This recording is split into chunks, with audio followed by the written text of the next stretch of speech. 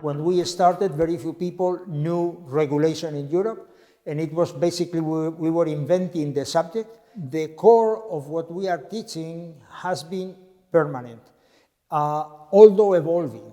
Of course, the topics have been changing and the complexity has increased, but the core has been always the same, whether we teach that in a summer course of 1 week or we teach it over 9 months in our annual training. But I think that what has changed has been the way in which we convey the knowledge with the training, that now is much more interactive.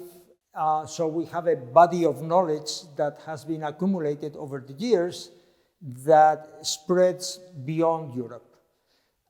We started teaching only to the staff of regulatory commissions. We didn't want to be contaminated by industry. Then we realized that it was better to invite people from industry so that we could exchange ideas with them. And then we had people from agencies, from ministries, and then started to have applications from some countries in Northern Africa, some people from Latin America, even Australia, India, and we realized that the message that we had, although we were using as case examples the acquis communautaire, so the knowledge that we had accumulated in Europe, but the principles in many of the applications were valid elsewhere.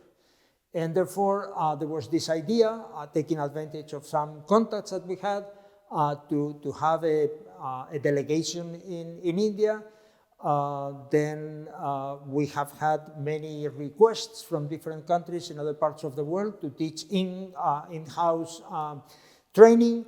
And we have this new initiative now, which is not exactly an initiative of the Florence School of Regulation, but a number of organizations have asked the Florence School of Regulation to be the core, the administration, the logistics of a new initiative, which is an African School of Regulation that we hope will be a sister institution of the FSR. Well, I think that we should continue what we are doing, facing challenges that are more global. My recommendation always to be inspired by Florence, by the spirit of the Renaissance, the free human being that thinks freely and abandons the myths and the old time way of thinking. So think in a creative way. And therefore, I think that in the challenges of the next 20 years will have to be faced with this spirit that I think it has been the one that we have tried to convey during the last 20 years, but it will be more challenging, more difficult, because the problems are becoming more global and more complex.